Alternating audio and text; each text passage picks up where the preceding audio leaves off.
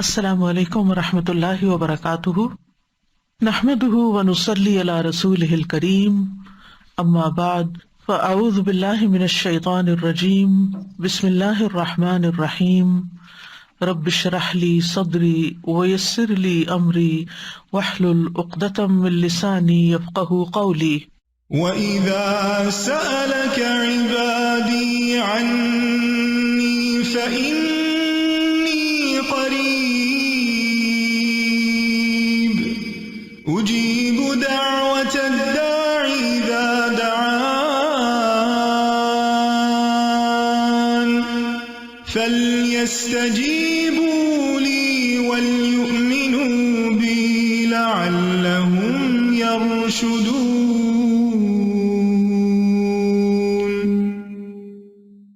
اور جب میرے بندے آپ سے میرے بارے میں سوال کریں تو کہہ دیجئے بے شک میں قریب ہوں، میں پکارنے والے کی پکار کا جواب دیتا ہوں۔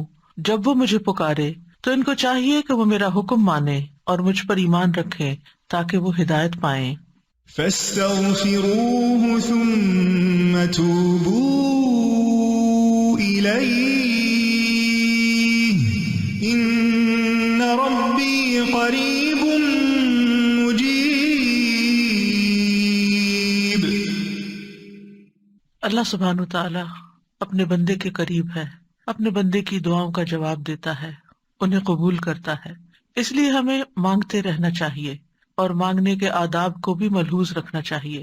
سب سے پہلے اللہ سبحانہ وتعالی کی حمد و ثنا، لا الہ الا اللہ وحدہ لا شریک لہ، لہ الملک ولہ الحمد وہو علی کل شیء قدیر، لا حول ولا قوۃ الا باللہ، لا الہ الا اللہ ولا نعبد الا ایاہ، لہ النعمۃ ولہ الفضل ولہ الثناء الحسن، لا الہ الا اللہ مخلصین لہ الدین ولو کرہ الکافرون۔ اللہ کے سوا کوئی الہ نہیں، وہ اکیلا ہے، اس کا کوئی شریک نہیں، بادشاہت اسی کی ہے اور تمام تعریف اسی کے لیے ہے، اور وہ ہر چیز پر پوری قدرت رکھنے والا ہے۔ گناہ سے بچنے کی طاقت اور نیکی کرنے کی طاقت اللہ کے سوا کوئی دینے والا نہیں ہے۔ اللہ کے سوا کوئی الہ نہیں، ہم صرف اسی کی عبادت کرتے ہیں، اسی کی ساری نعمتیں ہیں، اسی کا فضل ہے اور اسی کے لیے خوبصورت تعریف ہے۔ اللہ کے سوا کوئی الہ نہیں، ہم اسی کے لیے دین میں اخلاص رکھنے والے ہیں اگرچہ کافر ناپسند کریں۔ یہ دعا ہم نماز کے بعد پڑھتے ہیں، اور اس میں آپ نے دیکھا کہ صرف اور صرف اللہ تعالیٰ کی حمد و ثنا ہے، اللہ تعالیٰ کی توحید کا بیان ہے، اللہ تعالیٰ کی صفات کا بیان ہے۔ جب بندہ اللہ سبحانہ تعالیٰ کی تعریف کرتا ہے، شرک سے برات اور اللہ تعالیٰ کی عبادت کا اقرار کرتا ہے، تو یہ دعا کی اعلیٰ ترین قسم ہے۔ یہ زبان حال سے انسان پکار رہا ہوتا ہے کہ یا رب میں تیرا محتاج ہوں اور میرے سارے مسائل کا حل صرف اور صرف تیرے ہی پاس ہے، کیونکہ تو ہر چیز پر پوری قدرت رکھنے والا ہے۔ اور پھر اللہ سبحانہ تعالیٰ کی تعریف ہر حال میں، چاہے ہمیں کوئی پریشانی ہو، دکھ ہو، تکلیف ہو، ہم اپنی تقدیر کے واقع ہونے سے گھبرائے ہوئے ہوں، پھر بھی اللہ سبحانہ تعالیٰ سے بدگمان نہیں ہونا، بدظن نہیں ہونا، دور نہیں ہونا، ناراض نہیں ہونا، بلکہ پلٹ پلٹ کر اسی کی طرف رجوع کرنا ہے اور اسی کی تعریف کرتے رہنا ہے۔ تو ہر قسم کی تعریف صرف اور صرف اللہ ہی کے لیے ہے۔ وہی ہے جو لاچار کی دعا قبول کرتا ہے جب وہ اسے پکارتا ہے، وہی ہے جو مظلوم کی مدد کرتا ہے جب وہ اسے بلند آواز سے پکارتا ہے، اور وہی ہر تکلیف کو ہم سے دور کرتا ہے اور ہر برائی کو ہم سے ہٹا دیتا ہے۔ ہمارا دل اسی کے ذکر سے زندہ ہوتا ہے، ہمارے معاملات اسی کے حکم سے وجود میں آتے ہیں، اور ہماری مشکلات اسی کی رحمت سے دور ہوتی ہیں۔ ہمیں اسی کی دی ہوئی حفاظت سے حفاظت ملتی ہے اور مشکلات اسی کے آسان کرنے سے آسان ہوتی ہیں۔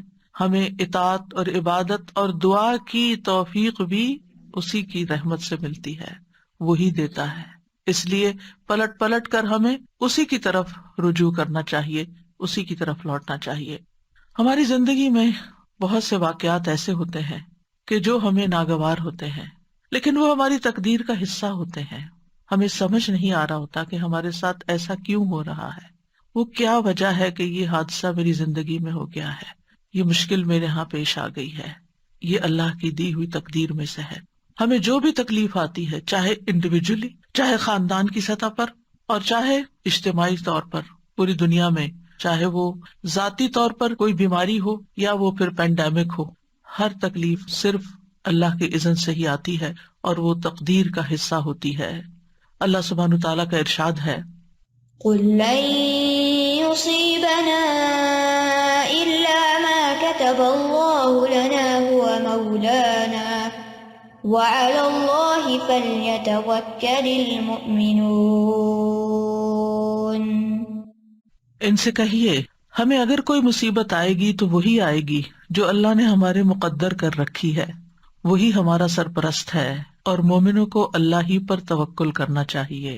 یہ ہمارے عقیدہ تقدیر کا ایک حصہ ہے کہ کوئی بھی چیز ہماری زندگی میں نہیں ہوتی مگر یہ کہ وہ اللہ ہی کا فیصلہ ہوتا ہے، تقدیر ہی کا ایک حصہ ہوتا ہے۔ قل لن یصیبنا الا ما کتب اللہ لنا، کوئی مصیبت آ ہی نہیں سکتی مگر وہ جو اللہ نے پہلے سے لکھ رکھی ہے۔ کہاں؟ لوح محفوظ میں۔ یعنی جو مصیبت آتی ہے، اور پھر صرف مصیبت ہی تھوڑی آتی ہے، بہت سی خیر اور بھلائی بھی پہنچتی ہے۔ تو قل لن یصیبنا میں صرف مصائب نہیں ہے، اس میں نعمتیں بھی ہیں۔ جو نعمتیں اور راحتیں آتی ہیں ہماری زندگی میں وہ سب تقدیر الہی کا حصہ ہیں۔ جب انسان کو یہ معلوم ہوتا ہے کہ اللہ کی طرف سے جو تقدیر میں لکھا ہے وہ ہر صورت میں پورا ہونا ہے، تو انسان کے لیے مصیبت برداشت کرنا آسان ہو جاتا ہے۔ یہ چیز اس کے حوصلے میں اضافہ کر دیتی ہے کہ اللہ سبحانہ تعالیٰ اپنے بندوں پر ظلم کرنے والا نہیں۔ ہوا مولانا، وہ تو ہمارا مولا ہے، ہمارا مالک ہے، ہمارا محافظ ہے، ہمارا مددگار ہے۔ اور پھر اس کے مولا ہونے کا تقاضا یہ ہے کہ وہ ہمارے دینی اور دنیاوی تمام معاملات میں ہماری سرپرستی کرے، اور ہمارے لیے اس کے بندے ہونے میں کیا لازم ہے کہ ہم اس کی قضاء و قدر پر راضی رہیں۔ جو فیصلے وہ ہمارے بارے میں کرے ہم اس پر اعتماد کریں کہ وہ ظلم کرنے والا نہیں ہے۔ اس نے جو بھی فیصلہ کیا، جو نعمت دی یا جو تکلیف اس کی طرف سے آئی، یہ سب اسی کا فیصلہ ہے، ہمارے اختیار میں یہ نہیں ہے، یہ اللہ سبحانہ تعالیٰ کی مرضی سے آئی ہے، اور ہمارا اس پر یقین ہے کہ وہ اپنے بندوں پر کوئی ظلم نہیں کرتا۔ اللہ سبحانہ تعالیٰ کے ہر فیصلے میں انسان کے لیے بھلائی ہے، یعنی وہ خیر کا فیصلہ ہو یا زندگی میں آپ کے کوئی تکلیف آ گئی ہو، اس میں خیر ہی خیر ہے۔ بندہ مومن کا تقیہ کلام کیا ہوتا ہے؟ اس میں بھی خیر ہوگی۔ کچھ بھی ہوتا ہے تو کیا کہتا ہے؟ اس میں بھی خیر ہوگی، الحمدللہ اس میں بھی خیر ہوگی، اس کا بھی نتیجہ اچھا ہی ہوگا، اس سے بھی مجھے فائدہ ہی پہنچے گا، کیونکہ اللہ تعالیٰ نے کیا خبر دی ہے؟ قل لن یصیبنا الا ما کتب اللہ لنا ھو مولانا، وہ ہمارا سرپرست ہے، وہ ہمارے لیے جو بھی فیصلہ کرتا ہے اس میں مومنوں کے لیے بھلائی ہی بھلائی ہوتی ہے، اور چونکہ وہ ہمارا مولا ہے تو اس لیے ہمیں اس سے اچھی ہی امید ہے۔ اور ولا مولا لہم، جیسے نبی صلی اللہ علیہ وسلم نے احد کے موقع پر فرمایا تھا کہ اللہ مولانا ولا مولا لہم، اللہ ہمارا مولا ہے اور ان کا کوئی مولا نہیں، یعنی جو اس پر ایمان نہیں رکھتے اور جو اس کی تقدیر پر ایمان نہیں رکھتے پھر ان کا کوئی مولا نہیں، ان کا کوئی سرپرست نہیں۔ اہل ایمان کو اللہ سبحانہ تعالیٰ اپنی پناہ میں لے لیتا ہے، اس لیے مومنوں کو کیا کرنا چاہیے؟ وَعَلَى اللَّهِ فَلْيَتَوَكَّلِ الْمُؤْمِنُونَ، مومنوں کو تو اللہ پر ہی توکل کرنا چاہیے، بھروسہ کرنا چاہیے۔ توکل کا معنی ہوتا ہے خیر کے حصول اور شر کے دور ہونے کے لیے اللہ تعالیٰ کو اپنا سہارا سمجھنا، اور جو اللہ تعالیٰ پر بھروسہ کرتا ہے وہ کبھی نامراد نہیں ہوتا، اور جو غیروں پر بھروسہ کرتا ہے تو وہ بے یار و مددگار رہتا ہے، کیونکہ وہ اس کی سرپرستی نہیں کر سکتے، اور اس طرح انسان اپنی امیدوں کے حصول میں بھی ناکام ہوتا ہے۔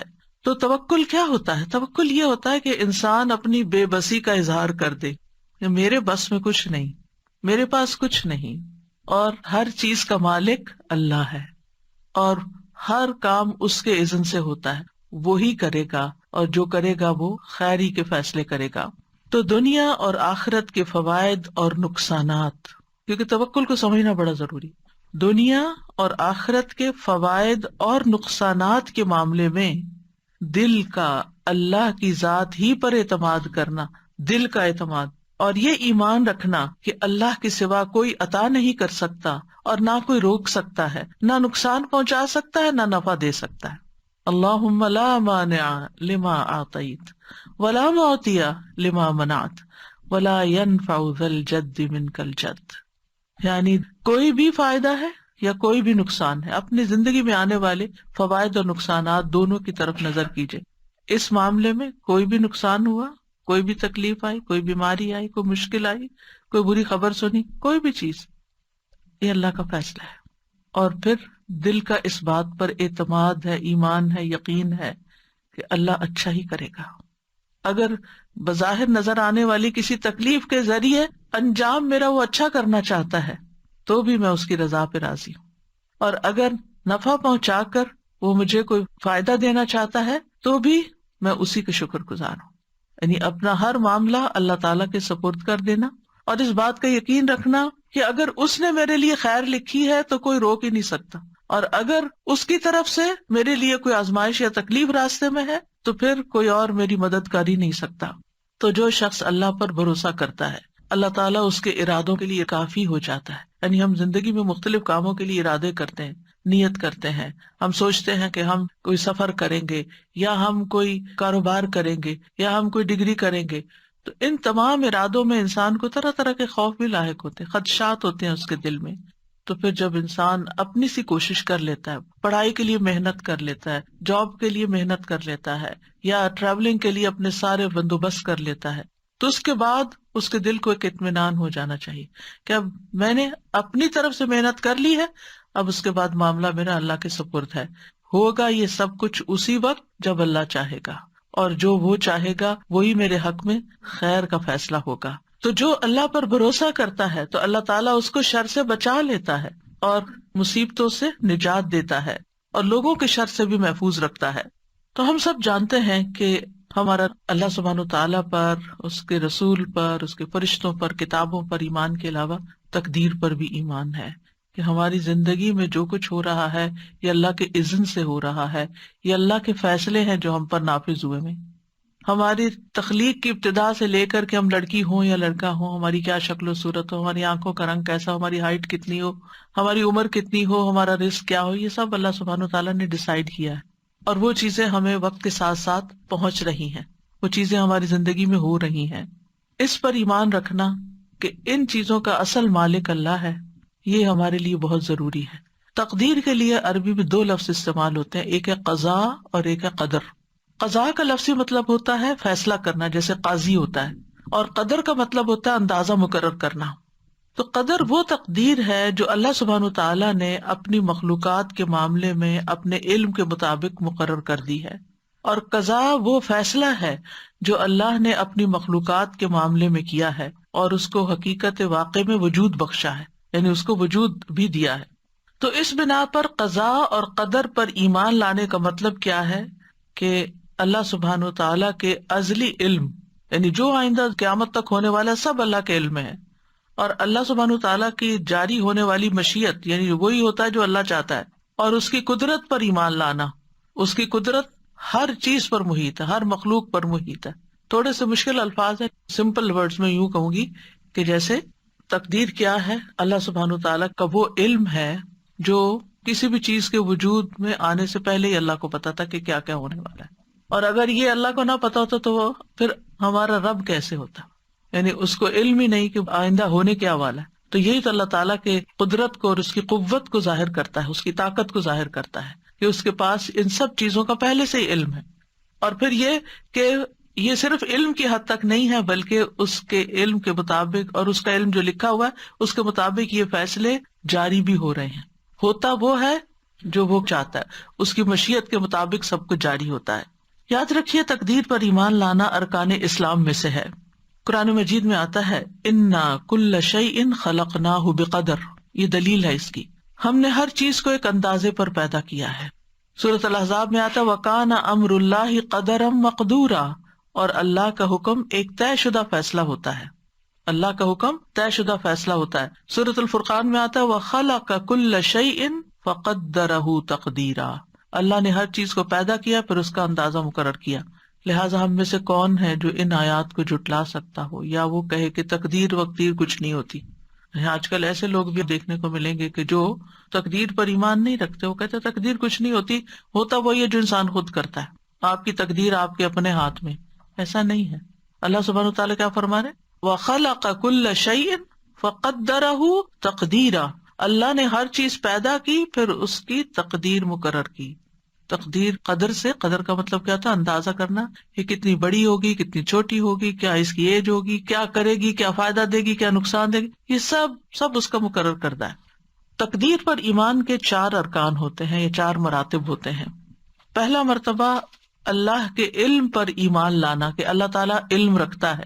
دوسرا اس بات پر ایمان لانا کہ قیامت تک جو کچھ ہونے والا ہے اس نے لوح محفوظ میں لکھ دیا ہے، یعنی اللہ کا علم یہ لکھا ہوا ہے. تیسرا اللہ کی مشیت اور ارادے پر ایمان لانا جو اس کی قدرت کاملہ کے مطابق نافذ ہونے والا ہے، یعنی اللہ سبحانہ وتعالیٰ کا ارادہ ہے اور اس کا ارادہ پورا ہوتا ہے. چوتھا اللہ نے ہر مخلوق کو پیدا کیا ہے اور اس تخلیق میں اس کا کوئی شریک نہیں.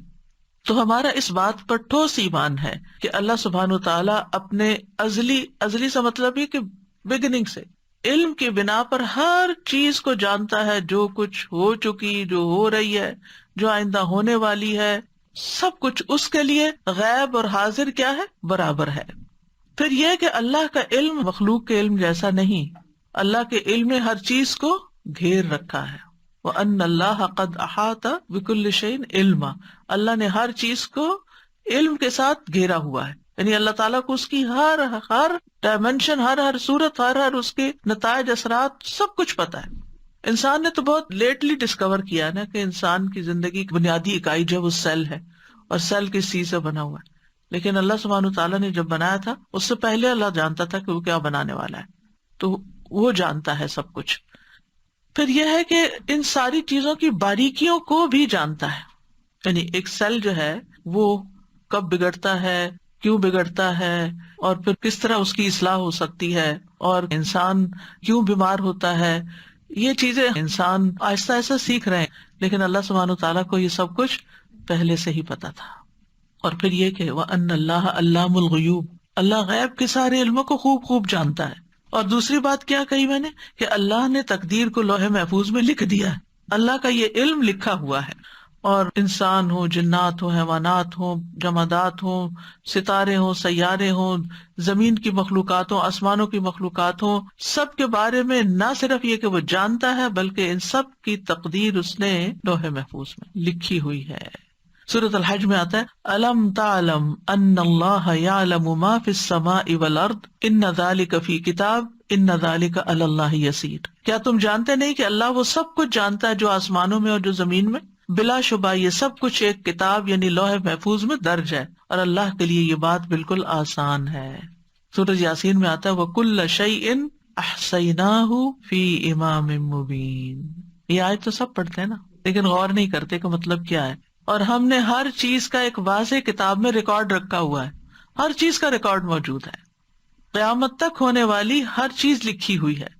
اور پھر تقدیر کے تیسرا رکن کی وضاحت کیا ہے؟ اللہ جو چاہتا ہے وہ ہوتا ہے، جو نہیں چاہتا وہ نہیں ہوتا. اب دعا کے ساتھ اس کا کیا ریلیشن ہے؟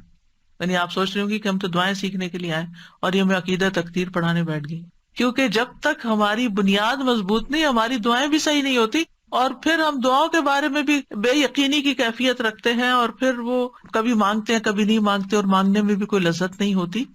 تو بات یہ ہے کہ آپ جو چاہتے ہیں اللہ سے مانگتے ہیں تو قبول اللہ ہی کرے گا، جو وہ چاہتا ہے وہ ہوگا، یعنی وہ نہیں ہوگا جو آپ چاہتے ہیں. اور اگر آپ کی چاہت اور اللہ کی چاہت ایک ہے تو وہ ہو جائے گا، اور اگر آپ کی چاہت کچھ اور ہے اور اللہ کی چاہت کچھ اور ہے تو کس کی چاہت بہتر ہے؟ اللہ کی چاہت. وہ ہم سے زیادہ ہم پر مہربان ہے، وہ ہم سے زیادہ ہمارے فائدے جانتا ہے. ہم صرف وقتی طور پر بہت شارٹ سائٹڈ ہے، تھوڑا سا اپنا فیوچر جانتے ہیں، وہ ہمارا لانگ ٹرم فیوچر جانتا ہے. اس کو پتا ہے کہ کون سی چیز اس وقت بندے کو دینی ہے اور کون سی چیز نہیں دینی. کون سی چیز آج اگر اس کو دے دی تو دنیا میں تو یہ خوش ہو جائے گا، لیکن اس کی آخرت برباد ہو جائے گی.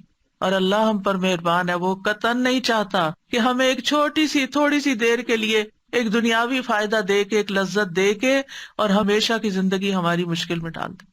تو وہ ہم سے روک دیتا ہے، نہیں اس کو یہ نہیں دینا، کیونکہ یہ اس کے لیے بظاہر فائدے کی چیز ہے لیکن حقیقت میں اس کے لیے نقصان دہ. ہم اپنا نفع نقصان نہیں سمجھتے، اللہ سبحانہ وتعالیٰ خوب جانتا ہے، وہ جانتا ہے کہ ہمیں کیا ملنا چاہیے کیا نہیں ملنا چاہیے. اس لیے ہم دعا کرتے رہتے ہیں. اور آپ دیکھیے پہلے بھی میں نے اس بات کا ذکر کیا تھا کہ اگر وہ نہ بھی ملے جو ایک چیز ہم مانگ رہے ہیں اور جس کے لیے روز دعا کرتے ہیں صبح شام ہر وقت ہمارے دل میں غم لگا ہوا وہی مانگتے رہتے ہیں، اگر وہ چیز نہیں بھی ملتی تو کیا کچھ بھی نہیں ملتا؟ آپ مسلسل عبادت کی حالت میں ہیں، جب تک آپ دعا کی حالت میں، آپ عبادت کی حالت میں، آپ کو عبادت کا اجر مل رہا ہے. اگر یہ مشکل آپ کی زندگی میں نہ ہو تو کیا آپ دعا کریں؟ کیا اللہ کو یاد کریں؟ کیا آپ کا اتنا اجر اکٹھا ہو؟ کیا آپ اتنی دیر عبادت کی حالت میں رہیں؟ تو اس میں بھی اللہ تعالیٰ کی مصلحت ہے کہ وہ کچھ دعاؤں کی قبولیت کو مؤخر کر دیتا ہے کہ یہ بندہ اور زیادہ دعائیں کرے. بعض لوگوں کی مناجات، بعض لوگوں کا رونا اللہ کے آگے، بعض لوگوں کا فریادیں کرنا اللہ کے آگے اللہ تعالیٰ کو بہت پسند آتا ہے، اور وہ چاہتا ہے کہ یہ بندہ کچھ دیر اور اسی حال میں رہے، ایسی ہی دعائیں کرے. کیونکہ جب ہر چیز ملی بھی ہوتی ہے نا تو بس ایک روٹین کی نماز ہوتی ہے، روٹین کی دعائیں ہوتی ہیں جس میں کوئی دل نہیں لگا ہوتا ہمارا. لیکن جب کسی مشکل میں ہوتے ہیں تو پھر ہم گڑ گڑا کے مانگتے ہیں، پھر رو کے مانگتے ہیں، پھر چپ کے مانگتے ہیں، پھر تنہائی میں مانگتے ہیں، پھر سب کے بیچ میں اجتماعی دعا کرتے ہیں، پھر کسی سے ریکویسٹ کرتے ہیں کہ آپ ہمارے لیے دعا کریں. اور آپ دیکھیے بندہ مومن جب پریشانی کی حالت میں ہوتا ہے تو گناہ جھڑنا شروع ہو جاتے ہیں. ایک اور فائدہ ہو رہا ہے، یعنی آپ ڈیٹاکس ہو رہے ہیں، آپ صاف ہوتے جا رہے ہیں. آپ کے اعمال نامے میں وہ لکھا چلا جا رہا ہے، آپ کا اعمال نامہ وزنی ہو رہا ہے. اگر دعا قبول نہ ہونے کے فائدے آپ گننا چاہیں آپ حیران ہو جائیں کہ یار اب میں تو ایک چیز مانگ رہا تھا اور اگر آپ نے وہ نہیں دی تو اس کے بدلے میں اتنی ساری چیزیں دے دی مجھے، تو اللہ سبحانہ وتعالیٰ پر اور پیار آتا ہے. تو بہرحال یہ یاد رکھیے، ہم چاہے ساری دنیا کی مدد حاصل کر لیں لیکن ہونا وہ ہے جو اللہ چاہتا ہے. یہ ہے تقدیر، اور یہ ہے تقدیر کے ساتھ ہمارا رشتہ دعا کا، کہ اس لیے ہمیں پلٹنا اسی کی طرف ہے. اور یہ آپ کو معلوم ہے نا کہ دعا تقدیر کو بدل دیتی ہے. تو ہونا وہ نا جو اللہ چاہتا ہے. تو پھر آپ اللہ کے آگے گڑ گڑائیں. اگر اللہ تعالیٰ نے کچھ لکھا ہوا بھی ہے تو قلم اسی کے حکم سے چلتا ہے. یمحو اللہ ما یشاء ویثبت، اللہ جس چیز کو چاہتا ہے مٹا دیتا ہے، جو چیز چاہتا ہے اس کو ثابت رکھتا ہے. ہر چیز اس کے اختیار میں، لہذا اس سے مانگتے چلے جائیں. یعنی یہ بات ہمارے دلوں میں راسخ ہو جانی چاہیے، ہونا وہ ہے جو اللہ نے کرنا ہے، کوئی نہ میری بگاڑ سکتا ہے نہ میری بنا سکتا ہے. اور یہی عقیدہ توحید ہے، کوئی میرا کچھ نہیں بگاڑ سکتا، کوئی مجھے کچھ فائدہ نہیں دے سکتا جب تک اللہ نہیں چاہے گا. تو اس کا مطلب یہ ہے کہ آپ نے اپنی ہر چیز کو کس کے ساتھ کنیکٹ کر دیا؟ اللہ کی طرف. یہی تو عبادت ہے، یہی عبادت ہے.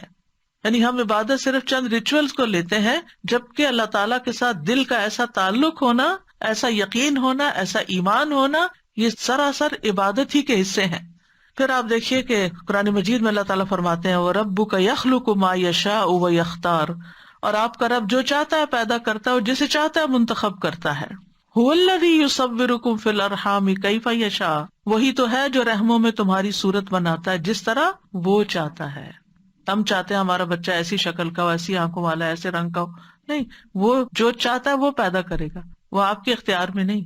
اور پھر وما تشاءون الا ان یشاء اللہ رب العالمین، اور تم چاہ نہیں سکتے مگر وہی جو کچھ اللہ رب العالمین چاہتا ہو. نبی صلی اللہ علیہ وسلم نے فرمایا تم میں سے کوئی یوں نہ کہے اے اللہ اگر تو چاہے تو مجھے معاف فرما، اے اللہ اگر تو چاہے تو مجھ پہ رحم فرما، بلکہ یقین سے دعا کرے، کیونکہ اللہ جو چاہے کرتا ہے، اسے کوئی مجبور کرنے والا نہیں. تو ہمیں کوئی سجیسٹ کرنے کی ضرورت نہیں کہ آپ جو چاہتے ہیں کریں، وہ تو آلریڈی جو چاہتا ہے کرے گا.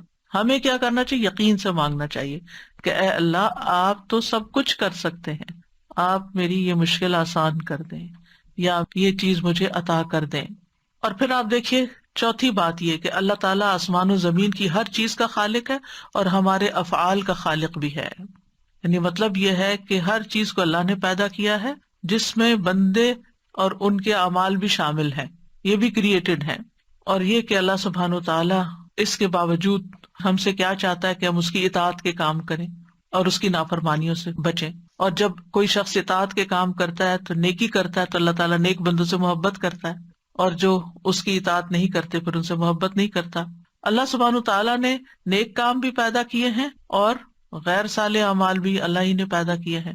اب ہم کیا چوز کرتے ہیں؟ ہمارا سارا امتحان ہماری چوائس کا ہے. اصل میں کریشن اللہ کی ہے، چوائس ہماری ہے کہ اس میں سے ہم کیا پسند کرتے ہیں.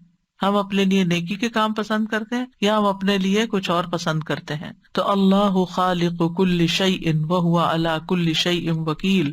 اللہ ہی ہر چیز کا پیدا کرنے والا ہے اور وہی ہر چیز کا نگہبان ہے. واللہ خلقکم وما تعملون. اللہ نے تمہیں بھی پیدا کیا اور ان چیزوں کو بھی جو تم بناتے ہو یا جو تم عمل کرتے ہو. تو یاد رکھیے جو ہوتا ہے وہ اللہ کے اذن سے ہوتا ہے. جو ہمیں فائدہ ملتا ہے وہ اللہ کی طرف سے آتا ہے. جب ہم اس بات کا یقین رکھیں گے تو اس کا فائدہ کیا ہوگا؟ یعنی مثلاً اللہ نے آپ کو اولاد کی نعمت دی تو اس پر آپ کس کے شکر گزار ہوں گے؟ اللہ تعالیٰ کے شکر گزار ہوں گے. یہ شکر کیا کرے گا؟ نعمتوں میں اضافہ کرے گا، اللہ کی رضا کا سبب بنے گا. اللہ نے آپ کو مال دیا، رزق دیا، اچھا ٹھکانہ دیا، تو جب آپ کو یہ پتا ہوگا کہ یہ اللہ نے دیا ہے تو پھر آپ ان میں سے ہر نعمت پر شکر ادا کرتے رہیں گے. اور جو شکر ادا کرتا ہے وہ سب سے زیادہ خوشحال انسان ہوتا ہے، کیونکہ وہ نعمتوں کو دیکھ رہا ہوتا ہے. جو ناشکرے لوگ ہوتے ہیں نا، ان کی سب سے بڑی سزا ہی ناشکرا پن ہے کہ ان کو نعمتیں نظر نہیں آتی. ان کے آس پاس نعمتوں کے ڈھیر ہوتے ہیں لیکن وہ نہ ان کا دیکھنا انجوائے کرتے ہیں، نہ ان کی پریزنس کو فیل کرتے ہیں کہ اللہ کا شکر ہے یہ ہیں. ان کو صرف نظر آ رہا ہوتا ہے جو نہیں ہوتا. اولاد ہے، اس کی پریزنس ایک نعمت ہوتی. ان سے پوچھے جن کے پاس نہیں ہے. لیکن اگر ان میں کسی قسم کی کوئی کمی ہے یا ان کے ساتھ کوئی مشکل ہے تو ہم صرف وہی دیکھتے رہتے ہیں. اور اللہ نے چونکہ ہر چیز کا ایک وقت مقرر کر رکھا ہے نا، اس وقت کے آنے پر اولاد کو بھی وہ چیز مل جائے گی، ان کا بزنس فلرش کر جائے گا، ان کی جاب لگ جائے گی، ان کی ڈگری پوری ہو جائے گی، ان کی شادی ہو جائے گی، ان کے بچے ہو جائیں گے. ہر چیز کا ایک وقت ہے بھائی، اس نے اپنے وقت پر ہی ہونا ہے. لیکن ہم چونکہ وقت سے پہلے چاہتے ہیں اس لیے ہم پریشان رہتے ہیں اور پھر شکر ادا نہیں کرتے کہ الحمدللہ صحیح سلامت ہے. اگر یہ بیمار پڑے ہوتے اور ہمیں ان کی خدمت کرنی پڑ جاتی. آپ دیکھیے ان پیرنٹس کو جن کے بچے اسپیشل بچے ہیں اور وہ اب تک اپنے والدین کی مدد کے محتاج ہیں. آپ نے بھی ایسی مائیں دیکھی ہوں گی. ان کی زندگی میں صرف وہی چیز رہ جاتی ہے، یعنی وہ اپنا آپ بھی بھول جاتی ہیں.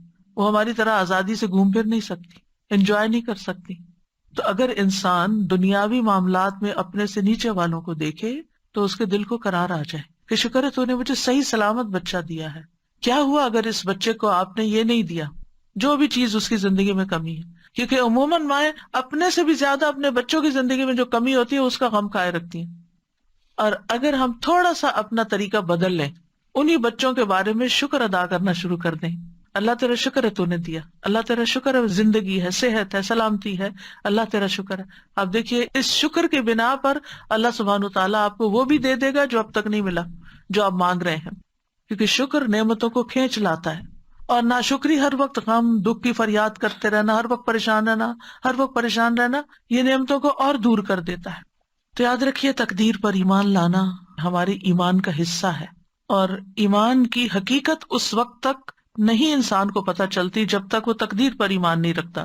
ابو درداء کہتے ہیں نبی صلی اللہ علیہ وسلم نے فرمایا ہر چیز کی ایک حقیقت ہوتی ہے اور کوئی شخص اس وقت تک ایمان کی حقیقت کو نہیں پہنچ سکتا جب تک اسے یہ یقین نہ ہو جائے کہ اسے جو چیز پہنچی ہے یعنی اچھی یا بری وہ اس سے خطا نہیں ہو سکتی تھی، اور جو چیز خطا ہوگی وہ اسے پہنچ نہیں سکتی تھی، مل ہی نہیں سکتی تھی.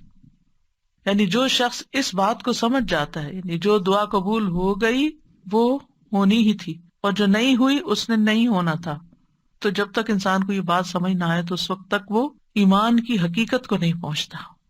یعنی ایمان اس بات کا تقاضا کرتا ہے کہ اللہ سبحانہ تعالیٰ کی کمپلیٹ اتھارٹی پر انسان کا ایمان ہو، کہ اصل قادر مطلق. یہ کیوں کہتے ہیں قادر مطلق؟ مطلق ہوتا ہے ایبسلیوٹ، اصل تو قدرت اس کے پاس ہے. یاد رکھیے جو شخص تقدیر کو جھٹلائے اس کے اعمال قبول نہیں ہوتے. نبی صلی اللہ علیہ وسلم نے فرمایا 3 لوگوں سے اللہ نہ کوئی فرض قبول کرے گا نہ نفل. نمبر 1 والدین کا نافرمان، نمبر 2 احسان جتانے والا، اور نمبر 3 تقدیر کو جھٹلانے والا. عمل ہی قبول نہیں ہوتے. ڈھیر صدقے کا بھی دے تو وہ بھی قبول نہیں ہوگا. عبداللہ بن عمر قسم کھا کے فرمایا کرتے تھے اگر تقدیر کا انکار کرنے والوں میں سے کسی کے پاس احد پہاڑ کے برابر سونا بھی ہو اور وہ سارے کا سارا اللہ کے راستے میں دے دے تب بھی اللہ اسے قبول نہیں کرے گا جب تک وہ تقدیر پر ایمان نہ لائے. تو کتنا ضروری ہے اس عقیدے کو ذہن میں رکھنا، اس پر ایمان لانا اور اس کو ریفریش کرنا. رمضان اصل میں موقع ہے ہم اپنے بنیادی عقائد کو ریفریش کریں، ہم دین کی بنیادی تعلیمات کو ریفریش کریں تاکہ ہم آگے سال کا جو باقی حصہ ہے وہ بہترین مسلمان کے طور پر گزار سکیں. نبی صلی اللہ علیہ وسلم نے فرمایا مجھے بعد میں آنے والے زمانے میں اپنی امت پر سب سے زیادہ 3 باتوں کا ڈر ہے. نمبر 1 ستاروں پر ایمان لانا، نمبر 2 تقدیر کو جھٹلانا، اور نمبر 3 حکمران کا ظلم کرنا. ایک اور حدیث میں آتا ہے نبی صلی اللہ علیہ وسلم نے فرمایا یہ آیت میری امت کے آخری زمانے کے اللہ عز و جل کی تقدیر کے جھٹلانے والے لوگوں کے بارے میں نازل ہوئی ہے. ذوقوا مس سقر انا کل شیء خلقناہ بقدر. دوزخ میں آگ لگنے کے مزے چکھو، بے شک ہم نے ہر چیز کو ایک مقرر اندازے پر پیدا کیا ہے. یعنی میری امت کے آخری حصے میں جو لوگ تقدیر پر ایمان نہیں لائیں گے، یہ ان کا انجام اس آیت میں بیان ہوا ہے. آپ کو معلوم ہے نا کہ قرآن کی سب سے پہلی تفسیر خود نبی صلی اللہ علیہ وسلم نے کی کہ کس آیت کا مطلب کیا ہے. کچھ عمل سے کی اور کچھ زبان سے کی، اور پھر جو علم آپ نے آگے صحابہ کو دیا ان میں سے حضرت عبداللہ بن عباس مفسر قرآن ہے. یعنی یہ جو سورۃ القمر کی آیات ہے 48-49، ذوقوا مس سقر، جہنم کی آگ لگنے کا مزہ چکھو، انا کل شیء خلقناہ بقدر، ہم نے ہر چیز کو ایک مقرر اندازے میں پیدا کیا، ہم نے ہر چیز کی تقدیر مقرر کی ہے. پھر اسی طرح آپ صلی اللہ علیہ وسلم نے فرمایا جنت میں والدین کا نافرمان، جادو پہ ایمان رکھنے والا، عادی شراب خور اور تقدیر کو جھٹلانے والا داخل نہ ہوگا. تو تقدیر پر ایمان لانے کا تقاضا کیا ہے؟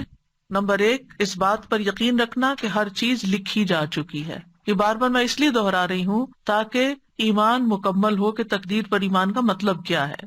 عمر، رزق، عمل، یہ سب کچھ تقدیر سے ہے. حسن کہتے ہیں بے شک اللہ نے مخلوقات کو پیدا کیا تو ان کے ساتھ ان کی تقدیر کو پیدا کیا، ان کی عمروں کو تقدیر کے مطابق تقسیم کیا، ان کے رزق کو تقدیر کے مطابق تقسیم کیا، آزمائش اور صحت اور تندرستی کو بھی تقدیر کے مطابق تقسیم کیا. رسول اللہ صلی اللہ علیہ وسلم نے فرمایا جس شخص کو بڑی فکر دنیا کی ہی ہو، یعنی جو دنیا کے بارے میں زیادہ کنسرنڈ ہے، اللہ تعالیٰ اس کے کام پریشان کر دے گا اور اس کی مفلسی اس کی دونوں آنکھوں کے درمیان کر دے گا. اس کو سوائے اپنی مفلسی کے اور کچھ نظر نہیں آئے گا. سب کچھ ہوتے ہوئے بھی اس کو خوف مفلسی کا ہے کہ کیا بنے گا. اور جس کی نیت اصل آخرت کی طرف ہو تو اللہ تعالیٰ اس کے سب کام درست کر دے گا، اس کے دل میں بے پرواہی ڈال دے گا اور دنیا جھک کر اس کے پاس آئے گی. پھر اسی طرح اولاد کا ملنا بھی مقرر ہے. جس جان نے آنا ہے وہ آ کر رہے گی. بیماری بھی تقدیر سے ہے. رسول اللہ صلی اللہ علیہ وسلم نے فرمایا جاہلیت کے 4 اوصاف میری امت میں موجود رہیں گے جن کو لوگ ہرگز نہیں چھوڑیں گے. نمبر 1 نوحہ کرنا، یعنی کسی فوتگی پر. نمبر 2 حسب نسب میں تان کرنا. سبحان اللہ، اچھے خاصے پریکٹسنگ مسلم ہوتے ہیں، بچوں کی شادی کا موقع آتا ہے ہم پٹھان میں شادی نہیں کریں گے، ہم فلاں میں شادی نہیں کریں گے، اور لوگوں کو کم ذات ہونے کے تانے دینا، حالانکہ سب کو خانے آدم کی اولاد ہے، سب کی ذاتیں وہیں جا کے ملتی ہیں. نمبر 3 بیماری کو متعدی قرار دیتے ہوئے کہنا ایک خارشی اونٹ کی وجہ سے 100 اونٹوں کو خارش لگ گئی. سوال یہ کہ پہلے اونٹ کو خارش کس نے لگائی؟ اب اس میں آپ دیکھیے کہ جیسے یہ کووڈ ہے کتنا پھیلا ہوا تھا، لیکن جس کی موت لکھی ہوئی تھی، جس کو بیماری آنی تھی اس کو آ کر رہی، جس کو بیمار ہونا تھا وہ ڈبل ماسک میں بھی بیمار ہو کر رہا، اور جس کو اللہ نے بچانا تھا بچایا. آگے کا بھی اللہ ہی کے ہاتھ میں ہے. تو اس لیے یہ سوچنا کہ صرف اس کی وجہ سے نہیں، اللہ کا فیصلہ تھا. نمبر 4 ستارے، یہ کہنا کہ فلاں ستارے کی وجہ سے بارش ہوئی، یہ دور جاہلیت کے اوصاف میں سے ہے. پھر اسی طرح دوسری بات یہ کہ اس بات پر یقین رکھنا کہ جو تقدیر میں لکھا ہے وہی واقع ہوگا. ما اصاب من مصیبت فی الارض ولا فی انفسکم الا فی کتاب من قبل ان نبرأها ان ذلک علی اللہ یسیر لکی لا تأسوا علی ما فاتکم ولا تفرحوا بما آتاکم واللہ لا يحب کل مختال فخور. کوئی مصیبت نہ زمین پر پہنچتی ہے اور نہ تمہاری جانوں پر مگر وہ ایک کتاب میں لکھی ہے. جس نے آنا ہے نا اس نے آنا ہے، اس سے پہلے کہ ہم اسے پیدا کریں. یقیناً یہ اللہ پر بہت آسان ہے، تاکہ تم نہ اس پر غم کرو جو تمہارے ہاتھ سے نکل جائے، یعنی اس چیز پر غم نہ کرو جو چلا جائے، اور نہ اس پہ اکڑو جو تمہیں عطا کر دے. اور اللہ کسی تکبر کرنے والے، بہت فخر کرنے والے سے محبت نہیں کرتا. تو اس سے کیا پتہ چلتا ہے کہ اگر کوئی تکلیف آ جائے، کوئی بیماری آ جائے تو کیا کریں؟ ایک لفظ یاد رکھیں، مکتوب. مکتوب لکھا ہوا تھا، اس نے آنا تھا. یہ اللہ کا فیصلہ ہے. رضیت باللہ ربا وبالاسلام دینا وبمحمد النبی. مثلاً آپ کو فلو ہو گیا، آپ کہتے ہیں میں نے تو فلو شاٹ بھی لگوایا تھا، میں تو اتنی احتیاط بھی کی تھی، کہ فلو کیوں ہو گیا؟ اللہ کا فیصلہ ہو گیا، مکتوب لکھا ہوا تھا. آپ سمجھتے ہیں آپ کے حق میں برا ہوا؟ نہیں، برا نہیں ہوا. اس کے ذریعے معلوم نہیں کتنی اور بیماریاں آپ کے جسم سے نکل جائیں. اللہ کو پتا ہے نا، اللہ کو آپ سے پیار ہے، وہ بڑی مصیبت سے بچانے کے لیے آپ کو چھوٹی مشکل میں ڈال دیتا ہے، اور 7 گناہ بھی جڑتے چلے جاتے ہیں، اور آپ کا اللہ تعالیٰ کی طرف رجوع بھی ہو جاتا ہے. اور یاد رکھیے کہ انسان کبھی بھی اللہ تعالیٰ کے بارے میں بدگمانی نہ کرے کہ اللہ نے مجھے بیمار کر کے میرے ساتھ اچھا نہیں کیا. نیور. کیونکہ اللہ تعالیٰ کا ہر فیصلہ عدل پر مبنی ہے، حکمت پر مبنی ہے. یہ بھی ہم نے یاد رکھنا. تکلیف آئے تو کیا سوچنا ہے؟ اللہ نے میرے سے ظلم نہیں کیا. یہ اللہ کا عدل ہے، یہ اللہ کی حکمت ہے. اس کی حکمت اللہ ہی جانتا ہے.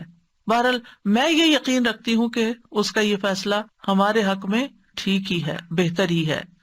ابن الدلمی کہتے ہیں میں ابی ابن کعب کے پاس حاضر ہوا اور ان سے کہا میرے دل میں تقدیر سے متعلق کچھ شکوک و شبہات پیدا ہو گئے ہیں، آپ اس بارے میں مجھے بتائیں، شاید اللہ تعالیٰ میرے دل سے ان شبہات کو نکال دے.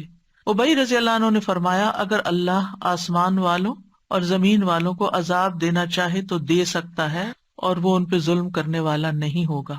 اور اگر وہ ان پر رحم فرمائے تو اس کی رحمت ان کے لیے ان کے اعمال سے بہتر ہے. اور اگر تم احد پہاڑ برابر سونا بھی خرچ کر دو تو جب تک تم تقدیر پر ایمان نہ لاؤ گے اللہ تعالیٰ اس کو قبول نہیں کرے گا. اور جب تک تم یہ نہ جان لو کہ تمہیں جو کچھ پہنچا ہے وہ تم سے خطا ہونے والا نہیں تھا، اور جو تمہیں نہیں پہنچا وہ تمہیں ہرگز ملنے والا نہیں تھا، اور اگر اس سے اعتقاد کے بغیر تم مر گئے تو جہنم میں جاؤ گے. ابن دلمی کہتے ہیں پھر میں عبداللہ بن مسعود کے پاس آیا، انہوں نے بھی یہی بات کہی جو ابی رضی اللہ عنہ نے کہی تھی. کہتے ہیں اس کے بعد پھر میں حذیفہ بن یمان کے پاس گیا اور انہوں نے بھی وہی بات کہی جو پہلے دو نے کہی تھی. پھر میں زید بن ثابت کے پاس گیا، انہوں نے بھی وہی کہا جو اوپر تینوں نے کہا، اور انہوں نے بھی نبی صلی اللہ علیہ وسلم سے اسی طرح کی بات روایت کی. اس سے یہ پتہ چلتا ہے کہ صحابہ کرام کا ایمان کتنا درست تھا، اور ان کو پتا تھا کہ کس چیز پر ایمان لانا ہے اور کس طرح کا ایمان لانا ہے. آج آپ دیکھیں کہ ہم سے اگر کوئی پوچھے تو کیا ہم یہ بات بتا سکتے ہیں یہ جو سارے صحابہ نے کہی تھی؟ ہمیں تو پتہ بھی نہیں کہ ایسے بھی کہنا ہوتا ہے.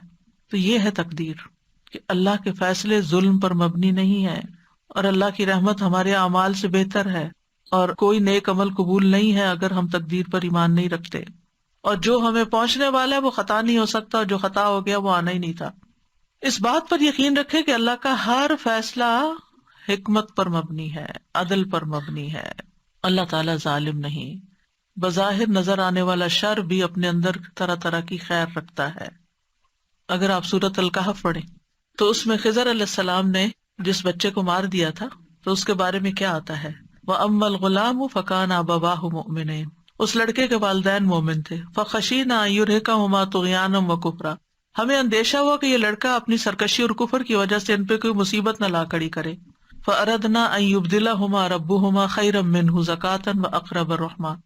لہٰذا ہم نے چاہا کہ ان کا پروردگار اس لڑکے کے بدلے انہیں اس سے بہتر اولاد عطا کرے جو پاکیزہ اخلاق والی اور قرابت کا بہت خیال رکھنے والی ہو. تو روایات میں آتا ہے کہ اللہ تعالیٰ نے اس کے بدلے ان کو بیٹی عطا کی تھی. اب کسی کا بیٹا فوت ہو جائے اور بیٹی پیدا ہو جائے تو بظاہر وہ کیا سمجھے گا کہ میرے ساتھ تو بڑی زیادتی ہو گئی، لیکن یہاں پر بیٹی کا پیدا ہونا یعنی سرکش بیٹے کے بدلے میں اللہ نے ان کو نیک بیٹی عطا کی جو پاکیزہ اخلاق والی اور قرابت کا بہت خیال رکھنے والی. اور یہ تو ہم نے دیکھا ہے نا کہ جس طرح بیٹیاں ماں باپ کا خیال رکھنے والی ہوتی ہیں اور کیئر کرنے والی ہوتی ہیں عمومی طور پر، اللہ ماشاء اللہ عمومی طور پر بیٹے ایسے نہیں ہوتے. پھر مریم کو بیٹا دینے کی بجائے اللہ نے بیٹی سے نوازا جن سے عیسیٰ علیہ السلام پیدا ہوئے. کتنی بڑی سعادت تھی ان کی. تو مومن کے ہر حال میں خیر ہوتی ہے، اللہ کے ہر فیصلے میں خیر ہے. حدیث میں آتا ہے مومن کا معاملہ بھی عجیب ہے، اس کے لیے ہر بات میں بھلائی ہے، اور یہ مومن کے سوا کسی کے لیے نہیں. اگر اس پہ خوشحالی آتی ہے وہ شکر ادا کرتا ہے تو اس کے لیے بہتر ہے، اگر کبھی مشکل آتی ہے وہ صبر کرتا ہے تو اس کے لیے وہ بہتر ہے. اور شکر کرنا بھی بہت فائدے کی چیز ہے. الطاعم الشاکر کالصائم الصابر، یعنی جو کھا پی کے شکر ادا کرتا ہے وہ روزہ رکھ کے صبر کرنے والے کی طرح. اس کا بھی اجر ہے، اس کا بھی اجر. تو جس حال میں اللہ رکھے اس کے مطابق اگر آپ ریئیکٹ کرتے ہیں تو آپ کے لیے اجر ہی اجر ہے. پھر آپ دیکھیے کہ ایک ہم عادت سیکھنے کے ہر چیز میں خیر دیکھیں، اور خیر کے پہلو پر نظر رکھیں۔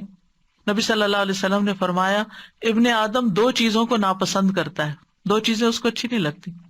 نمبر 1 موت کو، حالانکہ مومن کے لیے موت فتنوں سے بہتر ہے۔ نمبر 2 مال کی قلت کو، مال کم ہو گیا ہے، حالانکہ مال کی قلت حساب کتاب میں کمی کا باعث ہے۔ اگر مال کم ہے تو حساب بھی کم ہے، مال زیادہ تو حساب بھی زیادہ۔ زندگی میں کوئی حادثہ پیش آ جائے تو یہی کہا کریں لا تحسبوہ شرا لکم بل ہوا خیر لکم، تم اسے اپنے لیے برا مت سمجھو بلکہ یہ تمہارے لیے بہتر ہے، نہیں تمہیں پتا کہاں کہاں اس کی وجہ سے بہتری بھی ہو گئی۔ سفیان کہتے ہیں انسان جو ناپسند کرتا ہے وہ اس کے لیے بہتر ہوتا ہے اس سے جس کو وہ پسند کرتا ہے، کیونکہ ناپسندیدہ چیز اسے دعا پر ابھارتی ہے اور جسے وہ پسند کرتا ہے وہ اسے آگ لگاتا ہے، یعنی دنیا کی عیش و عشرت چاہتا ہے اور وہ اس کے لیے بعض اوقات اللہ سے دوری کا باعث بن جاتی ہے۔ بہت دفعہ ایسا بھی ہوتا ہے کہ جب کسی تکلیف کا انجام سامنے آتا ہے لیٹر آن تو وہ ہمیں خوش کر دیتا ہے، اس وقت اللہ کے فیصلوں کی حکمت سمجھ آتی ہے۔ ابن عمر کہا کرتے تھے انسان اللہ سے بھلائی طلب کرتا ہے تو اللہ اس کے لیے کسی چیز کو منتخب کر لیتا ہے، یعنی اس کے لیے کسی تکلیف کو منتخب کر لیتا، مطلب یہ تھا۔ پھر وہ اپنے رب سے ناراض ہو جاتا ہے اور اپنے انجام کا انتظار نہیں کرتا۔ پھر جب انجام سامنے آتا ہے تو پتا چلتا ہے کہ اللہ نے اس کے حق میں بہتری کی کہ اس کو اس مشکل راستے سے گزار کر یہ نعمت دی۔ اللہ ہماری مصلحتوں کو ہم سے زیادہ بہتر جانتا ہے، اس لیے اللہ کے فیصلوں پر اعتماد ہونا چاہیے۔ آپ دیکھیں کہ بچے جب چھوٹے ہوتے ہیں نا تو ماں باپ سے اکثر ناراض رہتے ہیں، ہمیں کیوں اسکول بھیجتے ہیں، ہمیں کیوں ہوم ورک کرنے کو کہتے ہیں، ہمیں کیوں چھٹی نہیں کرنے دیتے، ہمیں کیوں فلاں چیز نہیں لے کے دیتے، ہمیں کیوں زیادہ چاکلیٹ نہیں کھانے دیتے، کیونکہ ان کا بس چلے تو کھانے پینے کی جگہ صرف سویٹس اور کینڈیز ہی کھا لے تو ماں باپ نہیں کھانے دیتے۔ یعنی جتنی بھی چیزیں ہیں آپ دیکھیں کہ بچے آپ سے خوش نہیں ہوں گے، وہ آپ کو اپنا دشمن سمجھیں گے کہ شاید ہم ستیلے ہیں کہ یا انہوں نے کہیں سے اڈاپٹ کیا ہوا ہمیں، جو اتنی سختی ہم پر کرتے ہیں۔ لیکن جب بڑے ہوتے ہیں تو پھر تھینک فل ہوتے ہیں، آپ کا شکریہ کہ آپ نے ہم پر سختی کی، ہمیں پڑھایا لکھایا اور ہمیں یہاں تک پہنچایا۔ بندہ بھی جب تکلیف کی حالت میں ہوتا ہے تو برے برے خیال سوچتا ہے بس بس، اور پھر جب اس کا انجام دیکھتا ہے تو اس وقت شکر گزار ہوتا ہے کہ اللہ تیرا شکر ہے کہ تو نے فلاں سے بھی بچا لیا، فلاں چیز سے بھی بچا لیا، فلاں اور میرے لیے تو نے یہ رکھ دیا۔ ابن تیمیہ کہتے ہیں مصائب عام لوگوں کے حق میں رحمت اور نعمت ہے، سوائے اس وقت کے کہ اگر ان مصیبتوں کی وجہ سے مصیبت والا شخص اس بڑی نافرمانی اور مصیبت میں مبتلا ہو جائے جو اس سے پہلے تھی تو یہ مصیبت اس لحاظ سے اس کے لیے شر بن جائے گی، لیکن اگر وہ اس کی وجہ سے اور نیکی کی طرف آ جاتا ہے تو پھر کیا ہوتا ہے، وہ مصیبت اس کے لیے خیر کا باعث بن گئی۔ چوتھی چیز کیا ہوئی، تقدیر کے فیصلوں پہ اللہ سے راضی رہنا ہے اور ناراض نہیں ہونا، اللہ کو الزام نہیں دینا، اللہ کی تقسیم پہ راضی رہنا ہے۔ نبی صلی اللہ علیہ وسلم نے فرمایا اللہ کی تقسیم پر راضی رہو، تم لوگوں میں سب سے بڑے غنی بن جاؤ گے۔ ہر حال میں اللہ کا شکر ادا کرنا ہے، خوشی ملے تو الحمدللہ، تکلیف آئے تو الحمدللہ ہی علی کل حال۔ حسن کہا کرتے تھے تم اللہ سے راضی ہو جاؤ اللہ تم سے راضی ہو جائے گا۔ ہم چاہتے ہیں نا اللہ ہم سے راضی ہو جائے تو پھر اللہ تعالیٰ کی تقدیر پہ راضی ہو جایا کرو اور اللہ کا جو حق ہے اسے اپنی طرف سے ادا کرو۔ کیا تم نے نہیں سنا اللہ تعالیٰ کا فرمان ہے رضی اللہ عنہم ورضوا عنہ، اللہ ان سے راضی ہو گیا اور وہ اللہ سے راضی ہو گئے، اور جو راضی ہو جاتا ہے اس کی زندگی میں برکت اور وسعت آ جاتی ہے۔ نبی صلی اللہ علیہ وسلم نے فرمایا اللہ تبارک و تعالیٰ اپنے بندے کو جو کچھ دیتا ہے وہ اس میں اس کا امتحان بھی لیتا ہے، سو جو شخص اللہ تعالیٰ کی تقسیم پر راضی ہو جائے اللہ اسے برکت اور وسعت دیتا ہے، اور جو راضی نہ ہو اس کو برکت نہیں ملتی۔ پھر زبان سے بھی رب کی رضا کے کلمات ادا کرنے چاہیے، جیسے نبی صلی اللہ علیہ وسلم کے بیٹے ابراہیم فوت ہو گئے تھے تو آپ نے کیا فرمایا، آنکھیں روتی ہیں دل غمگین ہے اور ہم نہیں کہتے مگر وہی جس سے ہمارا رب راضی ہے، زبان سے کوئی ایسی بات نہیں نکلے گی، اے ابراہیم ہم تمہاری جدائی کے سبب غمگین ہیں، اپنے غم کا اظہار کیا لیکن اللہ سے ناراضگی کا اظہار نہیں کیا۔ پھر آپ دیکھیں کہ اللہ کے فیصلوں کے آگے سر تسلیم خم کر دینا چاہیے، اللہ یہ تیرا فیصلہ ہے، میں نے قبول کر لیا، میں اس پر راضی۔ وہ کیسے؟ مثلاً آپ کی شادی کسی ایسی جگہ ہو گئی کہ جس میں بعد میں آپ کو کچھ مشکلات پیش ہیں، اور وہ کون سی شادی ہے جس میں مشکلات پیش نہیں آتی، یعنی ایڈجسٹمنٹ کا جو بھی پیریڈ ہوتا ہے، اور زندگی بھر کچھ نہ کچھ ایڈجسٹمنٹ ہوتی رہتی۔ آپ دیکھیں جس طرح ہماری اپنی باڈی ہوتی ہے نا، بچپن میں ایک اور طرح کے ٹرامے سے گزرتی ہے، جب ہم بڑے ہو رہے ہوتے ہیں اس میں آپ دیکھیے کہ وہ باڈی میں جو چینجز آ رہے ہوتے ہیں، جب مثلا ایک خاتون ہونے کی حیثیت سے جب پیریڈ شروع ہونے کا وقت ہوتا ہے تو جسم کی جو چینجز ہوتی ہیں اس کی وجہ سے ایک تھکاوٹ اور ایک بیماری کی سی کیفیت، پھر آپ دیکھیں کہ جوانی کی اپنی کچھ اور مطالبات ہوتے ہیں، اس کی ضروریات ہوتی ہیں. پھر اس کے بعد یہ ہے کہ جو انسان کو مینوپاز ہوتا ہے، بڑھاپا آتا ہے، ایڈجسٹمنٹ ہوتی رہتی ہے نا سارا وقت. کس طرح کھڑے ہونا، کس طرح بیٹھنا، کس طرح چلنا ہے، کیا کھانا ہے، کیا نہیں کرنا. تھرو آؤٹ یور لائف آپ ایڈجسٹمنٹ کر رہے ہوتے ہیں اپنے ساتھ، کھانے پینے کے معاملے میں، ایکسرسائز کے، سونے جاگنے، کام، ہر چیز کے، آرام کے، نیند کے، ہر جگہ. بالکل اسی طرح جو ہماری ازواجی زندگی ہوتی ہے اس میں بھی وقت کے ساتھ ساتھ شادی سے پہلے کے جذبات کچھ اور ہوتے ہیں، پھر شادی ہو جاتی ہے تو ابتدائی دنوں کے جذبات کچھ اور ہوتے ہیں، پھر 2 مہینے کے بعد کچھ اور ہوتے ہیں، پھر 6 مہینے کے بعد کچھ اور ہوتے ہیں، سال گزر جاتا ہے تو کچھ اور ہوتے ہیں، اور پھر جب بچہ پیدا ہو جاتا ہے کچھ اور ہوتے ہیں. پھر بچے جب جوان ہوتے ہیں، کچھ ماں باپ بڑے اچھے زندگی گزارے ہوتے ہیں، جب بچے جوان ہوتے ہیں ان کے فیصلے کرنے میں آپس میں جھگڑ پڑتے ہیں. پھر اس کے بعد ان کے جب بچے پیدا ہوتے ہیں ان کے غم لگا کے بیٹھ جاتے ہیں. تو کہیں نہ کچھ ہماری زندگیوں میں یہ چل رہا ہوتا ہے. تو یہ ہماری زندگی کا ایک حصہ ہے. تو یہ اللہ کے فیصلے ہوتے ہیں، ان کے آگے جھک جانا چاہیے، ان کو قبول کر لینا چاہیے. ہمیں نہیں پتا کہ جس چیز کا ہم خوف کرتے ہیں، جس سے ہم ڈرتے ہیں، اسی میں ہمارے لیے کتنی خیر اور بھلائی اللہ نے لکھ دی ہو. یعنی ہمارے توہمات ہوتے ہیں نا کہ کہیں ایسا نہ ہو جائے، کہیں ایسا نہ ہو جائے، پتہ نہیں کیا ہو جائے گا. تو ہر معاملے میں نا، مثلا بچے جب اسکول ہی جا رہے ہوتے ہیں نا، تو اس وقت بھی اس اسکول میں داخل کراتے نا زیادہ اچھا تھا، اس پروگرام میں بھیجتے تو زیادہ اچھا تھا، میرے خیال ہے ہم نے غلطی کی اس کو ڈاکٹر بنا کے، میرا خیال ہے ہم نے غلطی کی یہاں شادی کر کے. یعنی ساری زندگی انسان فیصلے بھی کر لیتا ہے اور پھر ریگریٹس بھی ساتھ ساتھ چل رہی ہوتی ہیں. تو یہ پارٹ آف لائف ہے، لیکن اس میں ہونا وہی ہے جو اللہ نے لکھا ہے. تو اب کیا ہے، جب اللہ نے لکھ دیا ہے نا اور وہ چیز نافذ ہو رہی ہے تو پھر کہیں رضیت باللہ ربا وبالاسلام دینا وبمحمد نبیا. اور اسی معاملے میں پھر ہمیں اللہ پر توکل کرنا پڑتا ہے. توکل انسان کے اندر اعتماد لے آتا ہے، انسان کے اندر اطمینان پیدا کر دیتا ہے. اور کیوں نہ توکل کرے، ہوا مولانا، وہ ہمارا مولا ہے نا، اس نے کام سنوارنے، میرے ہاتھ میں تھوڑی اپنی تقدیر، میرے ہاتھ میں تھوڑے اپنے فیصلے، اس نے کرنے اور اس کا ہر فیصلہ خیر پر مبنی ہے. اور بندہ جیسا گمان کرتا ہے نا اللہ کے بارے میں، اللہ تعالیٰ بھی اس کے ساتھ ویسا ہی معاملہ کرتا ہے. ایک شخص بیمار ہوا، نبی صلی اللہ علیہ وسلم نے اس کو فرمایا لا بأس طہور انشاءاللہ، کوئی بات نہیں، یہ پاک صاف کرنے کا ذریعہ ہے. تو اس نے کہا آپ یہ کہتے ہیں یہ گناہوں کو دھونے والا ہے؟ ہرگز نہیں، یہ تو ایک نہایت شدید قسم کا بخار ہے جو ایک بوڑھے پہ جوش مار رہا ہے، جو اسے قبر کی زیارت کرائے بغیر نہیں چھوڑے گا. برے برے الفاظ اس نے استعمال کیے. آپ نے فرمایا تو اچھا پھر یوں ہی ہوگا.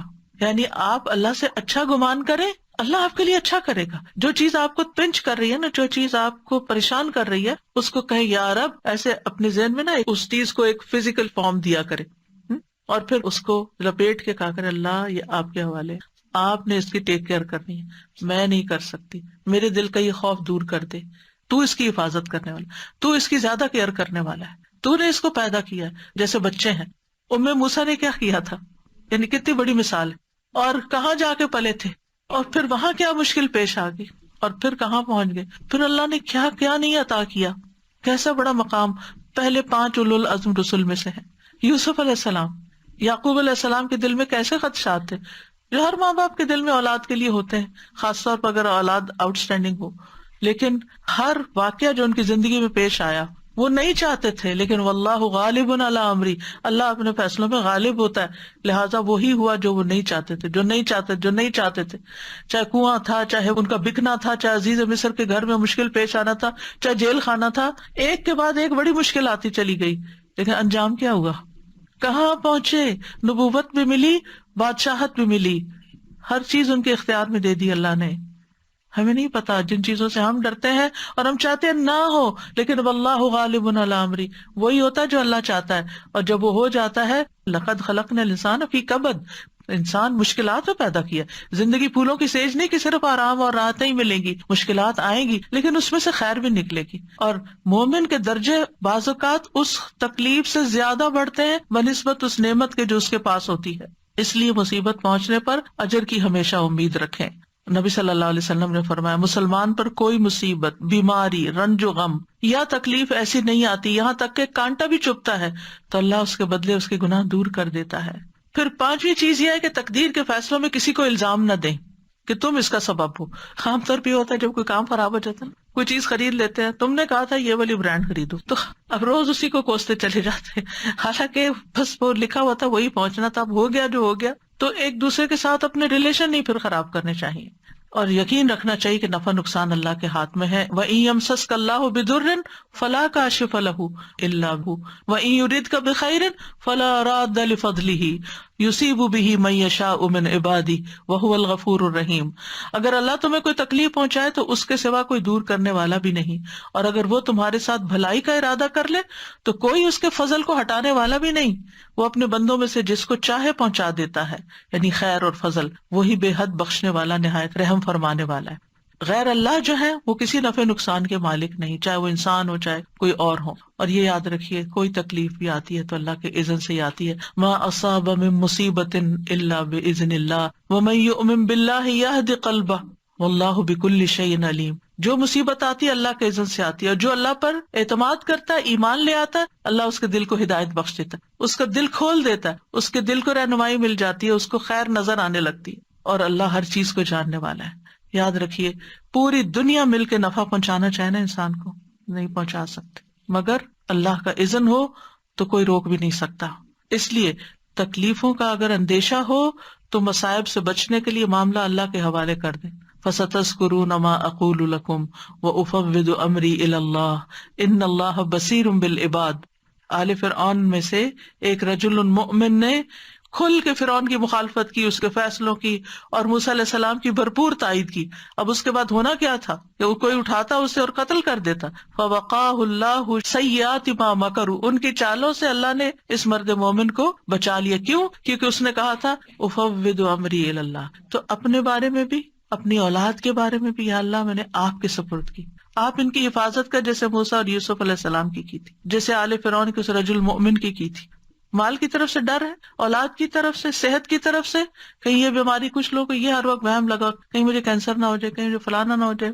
جو ہونا ہو جائے گا، لیکن آپ اپنے آپ کو بھی اللہ کے سپرد کیا کریں. جو چیز اللہ کے حوالے کر دی جاتی ہے نا، اللہ سبحانہ وتعالیٰ اس کو درست کر دیتا ہے. اور پھر یہ ہے کہ اگر کوئی کام ایسا ہو گیا ہے جو پسند نہیں آیا تو اس کے بارے میں منفی جملے ادا نہ کریں، کیونکہ مصیبت کے وقت عام طور پر ہم بہت نیگیٹو ہو جاتے ہیں اور نیگیٹو باتیں کر کے سارے ماحول کو خراب کر دیتے ہیں. یہ نہیں ہونا چاہیے. یعنی کچھ لوگوں کو اگر مصیبت آتی ہے تو کہتے ہیں مجھے یہ مصیبت آنی تھی، میں نے کیا جرم کیا کہ مجھ پر یہ آزمائش آئے. اکثر ایسے جملے آپ کو سننے میں ملتے ہیں. تو اس طرح کی باتیں اللہ کی نعمتوں کا اور احسان کا انکار ہوتا ہے، اور اللہ کے بارے میں بدگمانی ہوتی ہے اور اعتراض. ہم کون ہیں اللہ پر اعتراض کرنے والے؟ لہٰذا صحابہ جو تھے وہ ایسے جملوں کو سخت ناپسند کرتے تھے. ابن مسعود کہتے ہیں تم میں سے ایک شخص آگ کے انگارے کو مضبوط پکڑ لے یہاں تک کہ وہ بجھ جائے، یہ اس سے بہتر ہے کہ وہ اللہ کی تقدیر کے بارے میں کہے کہ کاش ایسا نہ ہوتا. یہ نہیں کہنا چاہیے کاش ایسا نہ ہوتا، جبکہ مشکل میں کیا بولنا چاہیے؟ قدر اللہ وما شاء فعل. اللہ کی تقدیر، جو اللہ نے چاہا کیا، اللہ کی تقدیر تھی. مکتوب. اور ایسے الفاظ نہ بولے جائیں جو اللہ کو ناراض کر دیں، یا یہ کہیں کہ کاش میں یہاں نہ جاتا تو یہ حادثہ نہ ہوتا. ساتویں چیز یہ کہ تقدیر کو عذر نہیں بنانا چاہیے. ٹھیک ہے، مثلاً اگر کوئی شخص پہاڑ پہ چڑھ کے اپنے آپ کو نیچے گرائے اور چوٹے کھائے تو کہے یہ میری تقدیر میں تھا تو اس لیے میں نے ایسا کیا. نہیں، ہمیں احتیاط اور کوشش اور بچاؤ کرتے رہنا چاہیے. اور اگر ہم کوئی نیک کام نہیں کر سکے تو تقدیر کو ذمہ دار نہیں ٹھہرانا چاہیے. اللہ ہی کو منظور نہیں تھا کہ میں حج کرنے جاتی، اللہ ہی کو منظور نہیں تھی. یہ جملہ نکال دیں اپنی زندگی، اللہ کو منظور نہیں تھا. ٹھیک ہے، لیکن یہ کہ آپ اس طرح کے نیگیٹو وے میں نہ کہیں.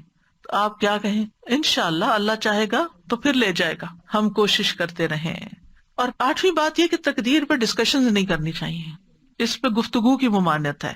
نبی صلی اللہ علیہ وسلم نے فرمایا جب میرے صحابہ کا تذکرہ ہونے لگے تو خاموش ہو رہنا، یعنی ان کی غلطیوں اور ان کی کوتاہیوں پر کوئی بات نہیں کرنا. جب ستاروں کا ذکر ہونے لگے تو خاموش رہنا، علم نجوم پر ڈسکشن نہیں کرنا.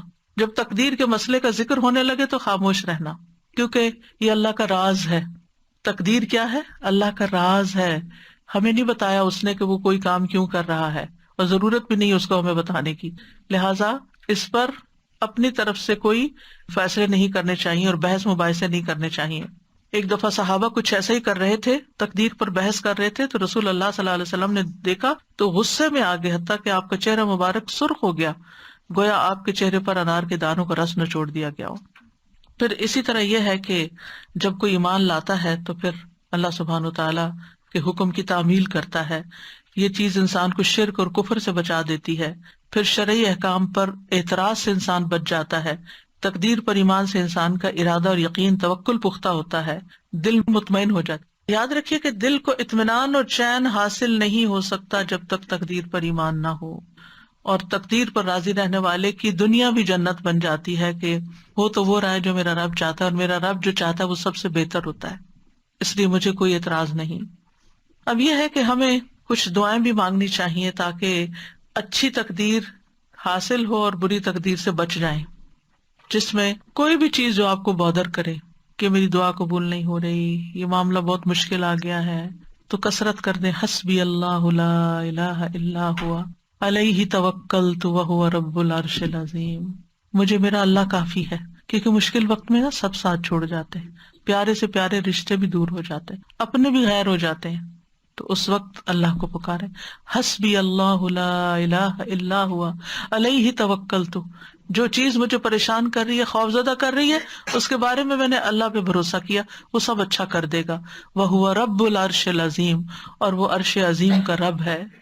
پھر یہ دعا ربنا لا تؤاخذنا ان نسینا او اخطانا ربنا ولا تحمل علینا اصرا کما حملته علی الذین من قبلنا ربنا ولا تحملنا ما لا طاقت لنا به واعف عنا واغفر لنا وارحمنا انت مولانا انت مولانا انت مولانا فانصرنا علی القوم الکافرین.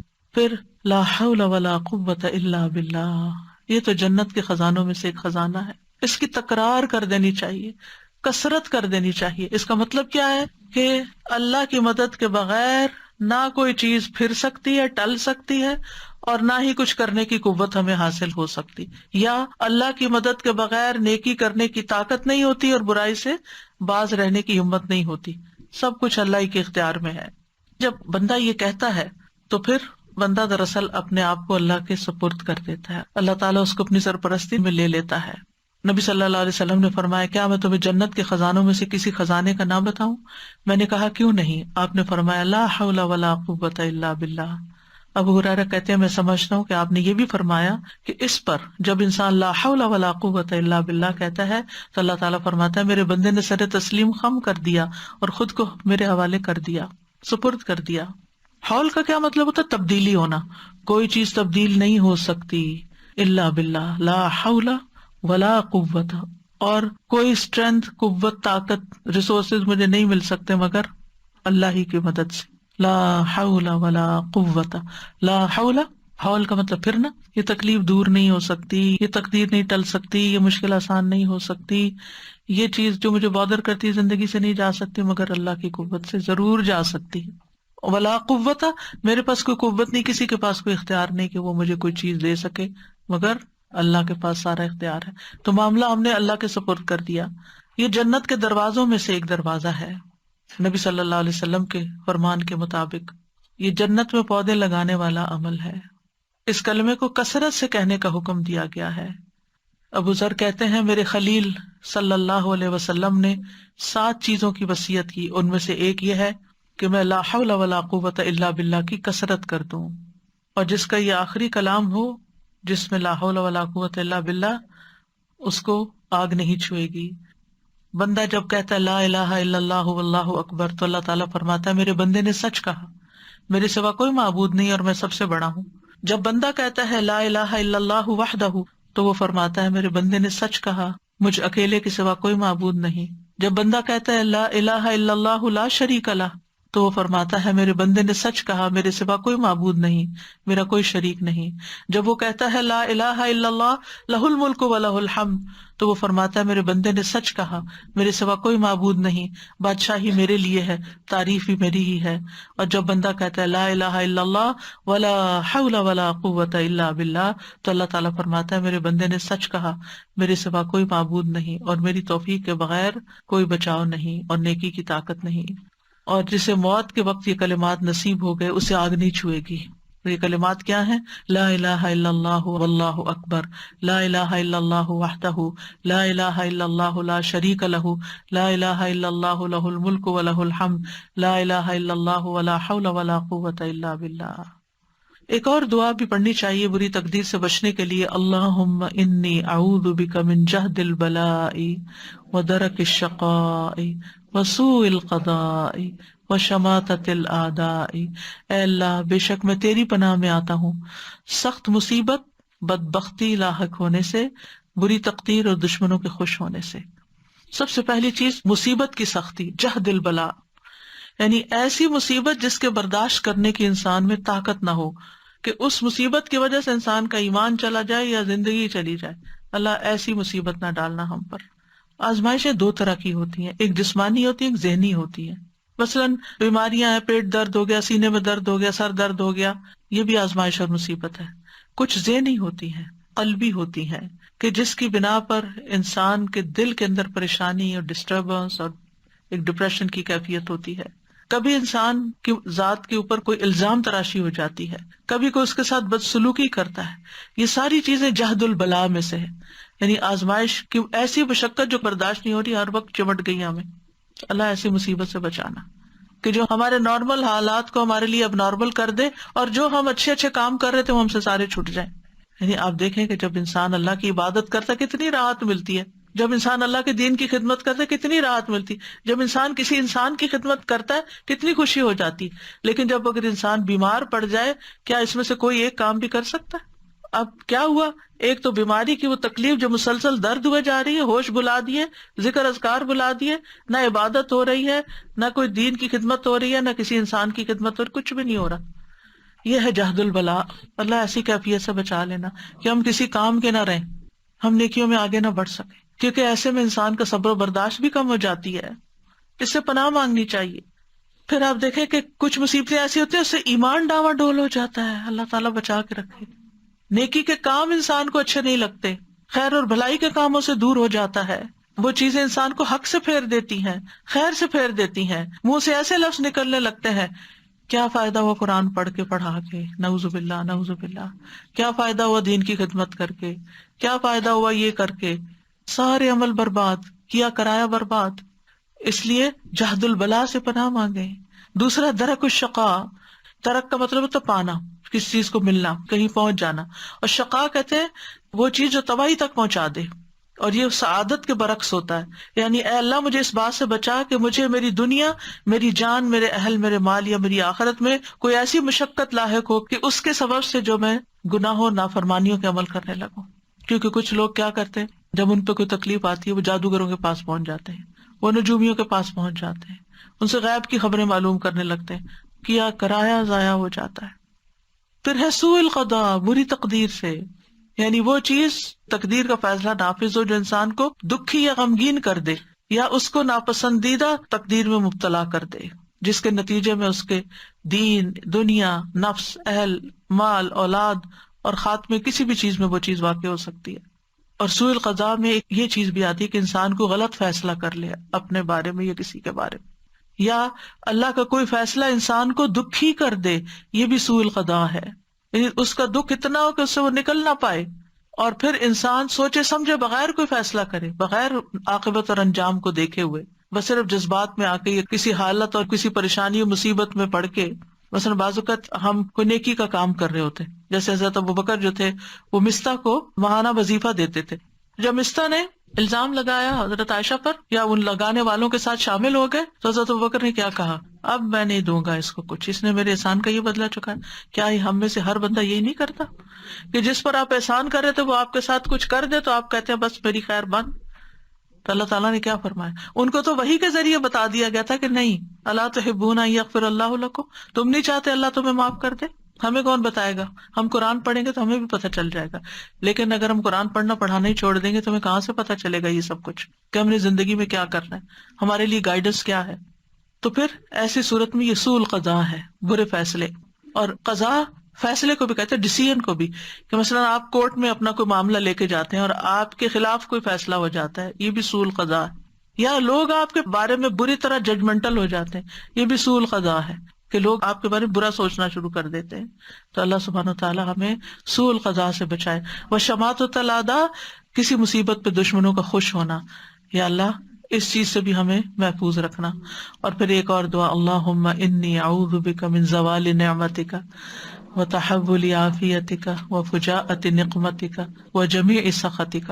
اے اللہ بے شک میں تیری پناہ لیتا ہوں اس بات سے کہ تیری دی ہوئی کوئی نعمت مجھ سے چھن جائے، تیری دی ہوئی عافیت پلٹ جائے، کوئی ناگہانی عذاب آئے، اور تیری تمام ناراضگیوں سے تیری پناہ لیتا ہوں کہ تو کبھی مجھ سے ناراض ہو. اور وَأَسْأَلُكَ الرِّضَا بَعْدَ الْقَضَاءِ، أَسْأَلُكَ الرِّضَا بَعْدَ الْقَضَاءِ، یا اللہ تقدیر نافذ ہونے کے بعد مجھے راضی کر دینا، یعنی میں اس پہ ناراض نہ ہوں. تو اللہ کے فیصلوں پر راضی ہونا جو ہے یہ بھی دل کے سکون اور اطمینان کا ذریعہ ہے. یحییٰ بن معاذ سے کہا گیا بندہ اللہ کی تقدیر پر راضی رہنے کے مقام پر کیسے پہنچ سکتا ہے؟ تو انہوں نے کہا جب وہ اپنے نفس کو 4 چیزوں پہ قائم کر لیتا ہے جن کے ساتھ وہ اپنے رب کے ساتھ معاملہ کرتا ہے. نمبر 1 وہ کہتا ہے اللہ اگر تو مجھے عطا کرے گا میں قبول کروں گا. دوسرا وہ کہتا ہے اگر تو مجھے محروم رکھے گا میں راضی رہوں گا. تیسرے اگر تو مجھے چھوڑ دے گا تو میں تیری عبادت کروں گا. چوتھے اگر تو مجھے بلا لے گا یعنی موت میری آئے گی تو میں تیری پکار پہ لبیک کہوں گا.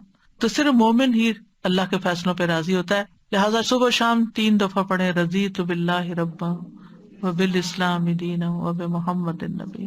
جو شخص دل سے یہ کہتا ہے اس کے لیے جنت واجب ہو جاتی ہے.